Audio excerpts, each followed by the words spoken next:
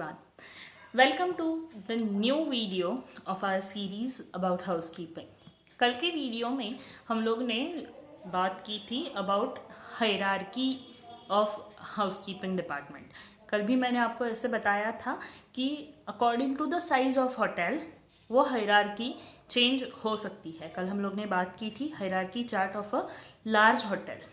So when we talk about hierarchy, the first person in the hierarchy is executive housekeeper. Executive housekeeper who is head of the department for housekeeping. Today we are going to talk about the duties and responsibilities of each person which is there in the hierarchy chart.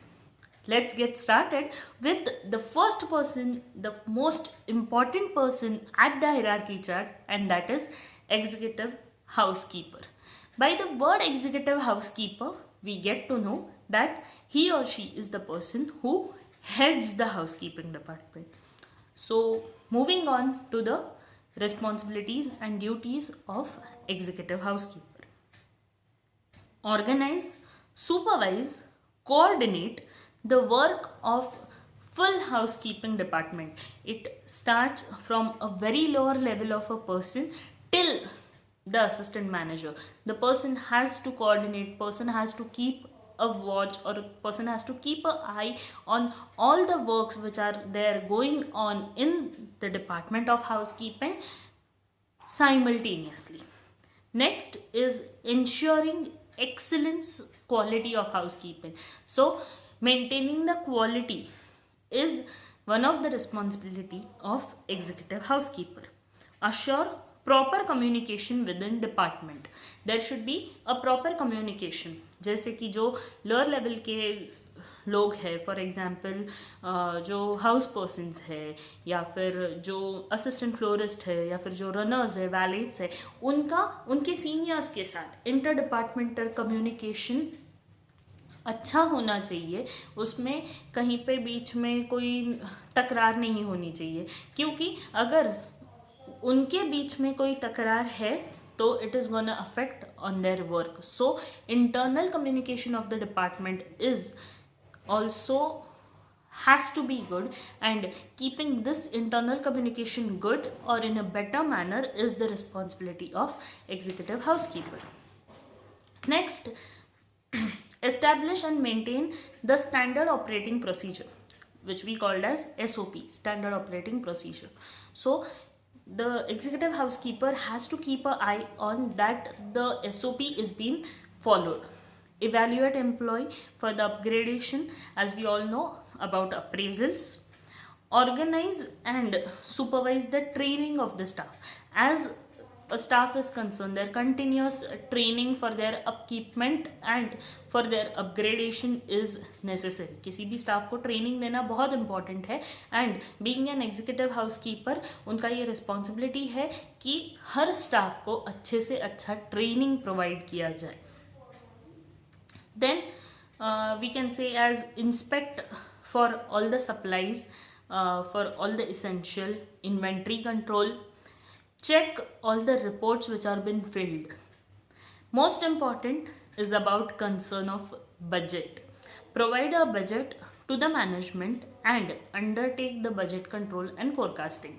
So looking out for the budget of the department is the most important और most valuable job of executive housekeeper. मैं सारे आपको duties and responsibilities नहीं बता रही हूँ, which are the main ones which are very important. मैं उन्हीं के ऊपर highlight कर रही हूँ. So उनके बहुत इससे भी ज़्यादा responsibilities होते हैं. Keeping in mind the very main, very focused responsibilities, I am doing this. Next is our assistant housekeeper, who is a mediator. Likewise हम लोग ने कल के वीडियो में बात किया था, जो मीडिएटर है सुपरवाइजर्स और एग्जीक्यूटिव हाउसकीपर के बीच में, that is our assistant housekeeper, who is responsible for the management of cleaning, servicing and repair of the guest room as well as in the public area. So he is the person who is secondary responsible for all the operations which are going on in the department of housekeeping. Provide front office with the list of ready room for the allotment of the guest.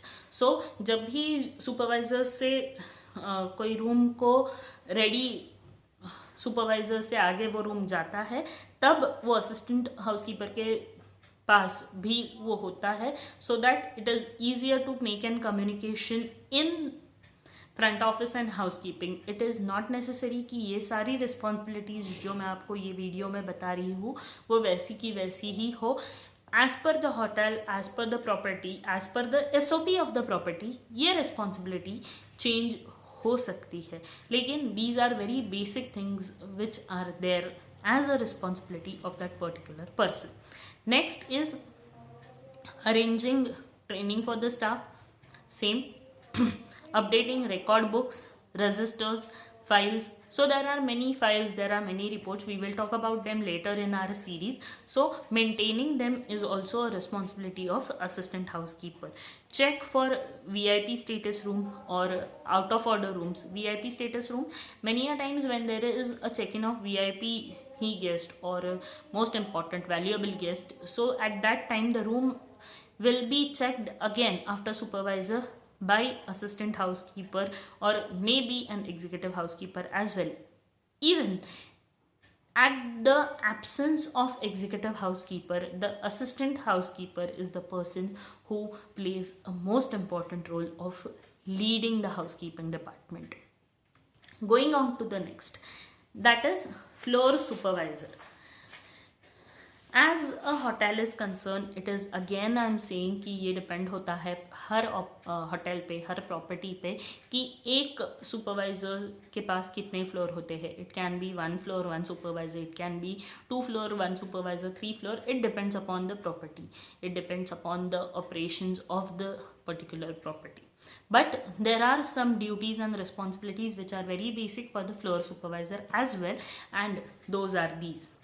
First is when a shift starts, the floor supervisor's responsibility is giving the keys to the room attendants, giving the floor keys to a particular room attendant or particular floor attendant so that they can start their shift. Second, supervising a spring cleaning, report on maintenance work of the floor. If there is any maintenance work, the person who is servicing the room, they will inform it to the supervisor and supervisor will inform it to the maintenance department. Facilitate and provide extra service to the guest if there is anything which guest needs, or there are some guests which are the repeat guest. So at that time the hotel staff knows what are the likely things or what are the requirements of any particular guest, like if any guest is allergic to something or any guest requires something. So these small things, when a particular guest checks in with that, if there are any such things, those has to be taken care by the floor supervisor. So उनको एक ध्यान रखना पड़ता है कि अगर किसी guest का कोई स्पेशल रिक्वायरमेंट है, फॉर बेस्ट एग्जांपल इज जो होटल में पिलो होते हैं, those are duck down pillows. अगर वो डक डाउन पिलोज के फेदर से अगर किसी को एलर्जी है या फिर किसी को मेमोरी फोम पिलो ही वो गेस्ट को चाहिए, may be with a medical reason और समथिंग, या फिर हार्ड पिलो उस गेस्ट को चाहिए, तो ऐसे गेस्ट का इन्फॉर्मेशन जब रिजर्वेशन होता है तब, या फिर जब गेस्ट से इंटरेक्शन होता है तब ये सारी चीज़ें हमें पता चलती है. So we have to note these things down, and when the guest come for the next time, we should make sure that वो गेस्ट आने से पहले हम उनकी रिक्वायरमेंट उस रूम में प्लेस करें, so it will be more comfortable for the guest to stay with us. Next is immediate report for the safety hazard. If there is any safety or security issue, the floor supervisor has to be will inform to the security department on the immediate basis. Check on scanty baggage. There are many types of guests. मैं उसके बारे में भी आगे जाके बात करने वाली हूँ. So there is one term as scanty baggage. So the floor supervisor has to keep a check on scanty baggage guest as well. Supervise cleaning on the allotted floor areas. Most important responsibility of floor supervisor is checking and keeping the highest cleanliness standard of that particular area or that particular floor. Next is our public area supervisor. As a name suggested, public area supervisor, who is responsible for the cleaning of public area, maybe front of the house and even with that back of the house as well. So the main responsibility is ensuring that all the public areas are functional and clean and neat and tidy. Organising special cleanings for public area, like कहीं पे carpet shampooing का organisation करना है, या फिर बड़े बड़े blinds होते हैं उनका एक पर्टिकुलर डे पे क्लीनिंग करना होता है, वो कैसे किया जाए, कब किया जाए, उसके लिए क्या और रिक्वायरमेंट लगेगी, कुछ और उसके लिए केमिकल लगने वाला है. So they have to plan all these things in prior so that the function will go on smoothly without any hindrance to the guest in the property. Ensure the flower arrangement are placed in the public areas. As I said before as well कि जो live flowers होते हैं उनसे एक बहुत अच्छा impact आता है. Ensuring all the public areas, the banquet halls में भी या फिर conference halls है, उनका proper setting किया हुआ हो, so that if there is any requirement in a urgent basis for any conference room or a meeting room, we can provide it right away to the guest. Next is night supervisor. As I said yesterday, जैसे हम लोग ने कल भी बात किया था, night supervisor उसके नाम से ही उसका काम पता चल जाता है, जो नाइट शिफ्ट को हैंडल करता है. बेसिकली नाइट सुपरवाइजर्स जो होते हैं उनका ज़्यादा फोकस होता है ऑन पब्लिक एरियाज़ पे, क्योंकि जब दिन में बहुत से गेस्ट आते जाते रहते हैं तो ऐसे टाइम पे पब्लिक एरिया को थरली अच्छे से क्लीन करना पॉसिबल नहीं हो पाता बहुत बार. सो नाइट शिफ्ट में पब्लिक एरिया का डीप क्लीनिंग करना या फिर डीप क्लीनिंग होता है, and that is the most important job. Even with that, if there is any necessity कि कोई गेस्ट चेकआउट हुआ है, ऑक्यूपेंसी बहुत ज़्यादा है और वो रूम की ज़रूरत है, तो ऐसे टाइम पे उन्हें वो पर्टिकुलर रूम है वो भी अर्जेंट बेसिस पे सर्विस करके वो फ्रंट ऑफिस को इन्फॉर्म करना पड़ता है, so that if any guest needs that room, if any urgent check in is there, तो वो गेस्ट को वो होटल में अकोमोडेट किया जा सके. Again report for safety and security if there is any. Most important, ये बहुत बेसिक चीज़ें मैं आपको बता रही हूँ. मैं बार बार ये बात बता रही हूँ कि जैसे जैसे होटल्स प्रॉपर्टीज़ बदलते हैं वैसे इन लोगों के रिस्पॉन्सिबिलिटीज़ भी बदलते हैं as per the SOP of the particular property, लेकिन ये बहुत बेसिक उनके ड्यूटीज़ एंड रिस्पॉन्सिबिलिटीज़ है. Then comes our evening shift supervisor. Morning shift, evening shift, night shift, 3 shift hotels में होते हैं मोस्टली.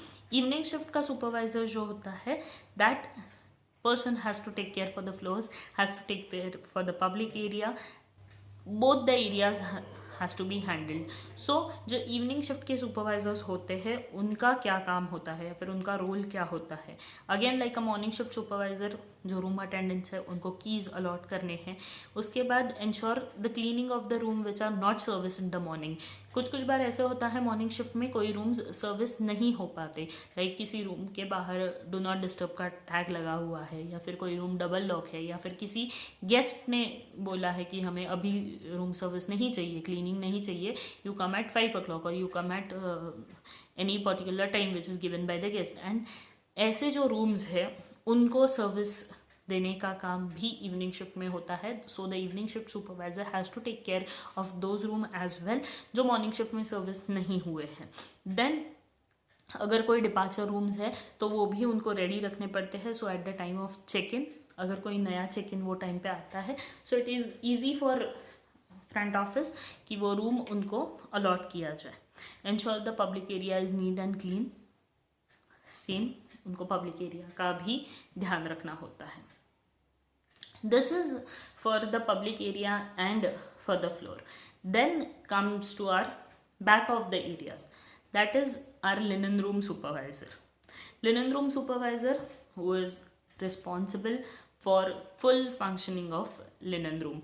Maybe उसमें लॉन्ड्री आता है, उसमें लिनन यानी गेस्ट लॉन्ड्री आता है, उसमें आता है uniforms, I mean staff laundry उसी में आता है. So the linen supervisor has to take care for all the linen in the hotel. Maybe वो गेस्ट एरिया के हो, मे बी वो यूनिफॉर्म हो, मे बी वो गेस्ट का लॉन्ड्री हो, anything. So basic responsibilities which we can say as, मैंने जैसे अभी बोला कि एंटायर होटल के लिनन की जिम्मेदारी इनकी होती है. जो डर्टी लिनन है वो लॉन्ड्री में देना है, जो लॉन्ड्री से आया है उसको चेक करना है, उसका रजिस्टर जो है वो मेंटेन करने हैं. उसके बाद जो आयनिंग के लिए गेस्ट का जो लॉन्ड्री आया है उसका ख्याल करके उनको ध्यान रखना है. उसके जो भी पैरामीटर्स है फॉर द गेस्ट लॉन्ड्री, मैं आपको जैसे हम लोग आगे जाएंगे वैसे पर्टिकुलरली जब गेस्ट लॉन्ड्री का पार्ट आएगा मैं आपको उसके बारे में और ज़्यादा डीप में बताऊंगी. Even with the guest laundry the uniform of the staff has to be taken care. Then is our uniform room supervisor. नाम की तरह उनका बेसिक काम होता है about the uniform of the staff. उनका वो टाइम पे यूनिफॉर्म, जो डर्टी यूनिफॉर्म है वो उनको लेना है, उसको लॉन्ड्री में प्रोसेसिंग के लिए देना है, वो वापस आता है तब उसको चेक करना है, कहीं पे फटा है, कुछ बटन निकल गए हैं तो उसको मैंडेशन करके it should be ready for the staff which comes on a next day. Next is our linen room attendant या फिर लिनन रूम मेड, कि जो लिनन रूम में ये सारे काम करता है, जैसे कि आई मीन यूनिफॉर्म्स लेना, उसको वॉशिंग के लिए देना, उसको चेक करना, वो आने के बाद उसको प्रॉपर नंबर वाइज स्टैक करना, उसका काउंट रखना, उसका रजिस्टर मेंटेन करना. ये जो सारे काम लिनन रूम के हैं वो लिनन रूम के अटेंडेंट करते हैं. इनके सुपरविजन का काम हमारे यूनिफॉर्म रूम सुपरवाइजर या फिर लिनन रूम सुपरवाइजर्स करते हैं. Same linen room attendant and uniform room attendant. Guest room के जो लॉन्ड्री होती है उसको अटेंड करने के लिए हमारे सेपरेट लोग होते हैं, that is for the linen room. Uniform room के लोग अलग होते हैं, that is for the uniform of the staff member. Then comes our store keeper. Store keeper उसके पास पूरे स्टोर की जिम्मेदारी होती है, लाइक चीज़ें क्या है अभी स्टॉक में, किन चीज़ों की ज़रूरत है. कोई फ्लोर से आता है, कोई अलग डिपार्टमेंट से आता है, उनको अगर कोई चीज़ स्टोर से इशू की जाती है तो उसका रिकॉर्ड उनको रखना है, सो दैट ये अगर फॉर एग्जांपल मैंने ये पेन मुझे किसी को देना है, if I am a store keeper, मेरे पास कोई आता है कि उनको एक पेन की ज़रूरत है, सो मैं जब स्टोर से उनको वो पेन देती हूँ मुझे वो रिकॉर्ड रखना है मैंने किसको वो पेन दिया है, कब दिया है, व्हाट इज, कौन से डेट को दिया था, किसको दिया था. So it is easy to keep a track. Then जैसे यहाँ से मटेरियल इशू होता है स्टोर से, वैसे स्टोर में आना भी बहुत इम्पॉर्टेंट है. So he has to coordinate with purchase department as well, ताकि वो नया परचेसिंग का लिस्ट दे सके और उस हिसाब से चीज़ें परचेस होके वापस स्टोर में आ जाए.